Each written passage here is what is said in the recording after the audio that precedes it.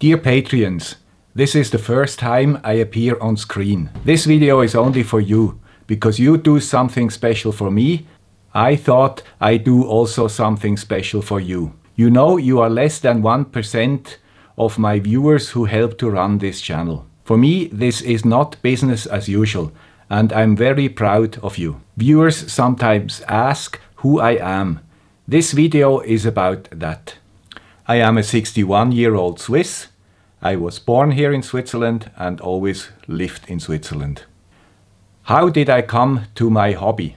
In the age of about 14, my mathematics teacher built with me a FM transmitter, something which was completely forbidden in this time and is probably also today. This was the first time I started to be interested in wireless communications. A few years later, I got a catalog from Radio Shack from America. And in the 70s, America was far away for us. And in this catalog, we saw that the Americans already had wireless transmitters. CB transceivers were available there and completely forbidden in Switzerland. And we started to dream to have such things.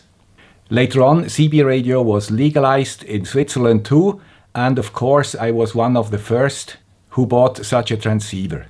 And with my colleagues I had many adventures during this time. As you might know, in Switzerland every man has to go into military service.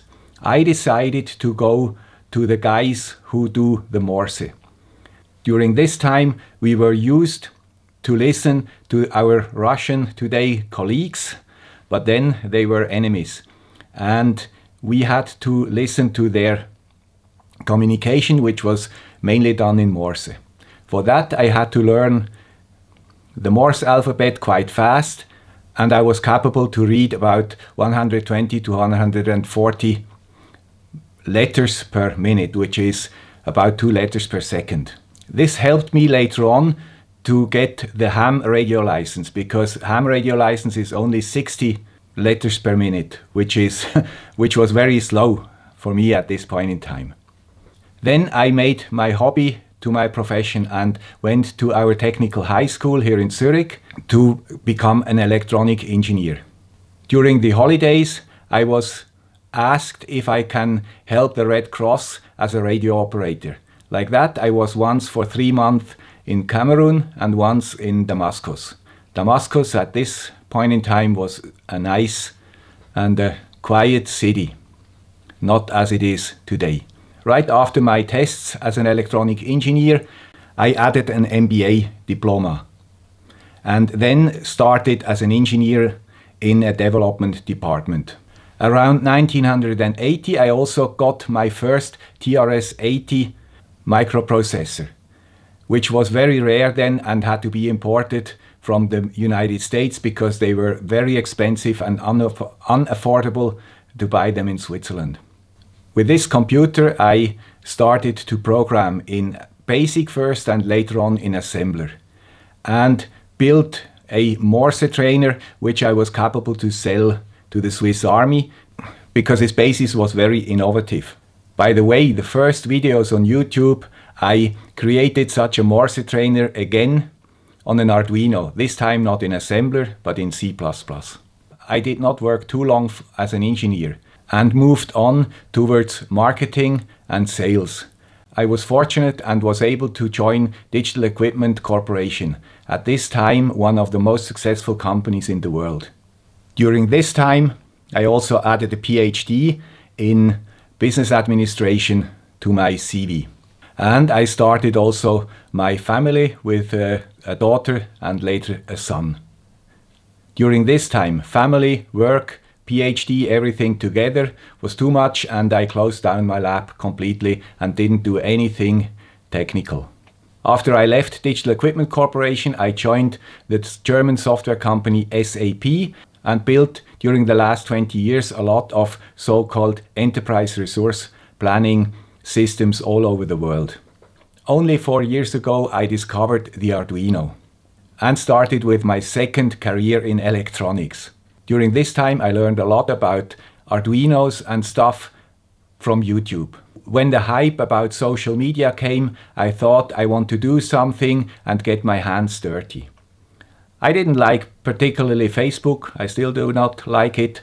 I was not capable to work very well with Twitter, but YouTube I knew, and I thought this is probably the best thing to start. So I started my channel as an experiment and asked myself, how can I create a successful channel? And really, it worked somehow. And I liked it more and more. And this is the story of the guy with the Swiss accent. What will the future bring? I do not know exactly. I hope I can keep my health, and then I will continue with YouTube. I do not work 100% for the moment to have also more time for my YouTube channel, because it's quite a lot of work. So you can expect more videos from me in the future. And I will keep also a relative wide angle into electronics. Because of you, I do not need to do any advertising. I have my affiliate links, but there I do not accept any orders or whatever from suppliers. I'm now in an age where I can do what I want and do not have to ask anybody, except probably my wife. I probably will join more of these meetings, like the Super Conference, because I like this very much. And I have a plan. Maybe I make a world tour to you, to my viewers, if you want me. Maybe with about 150,000 viewers.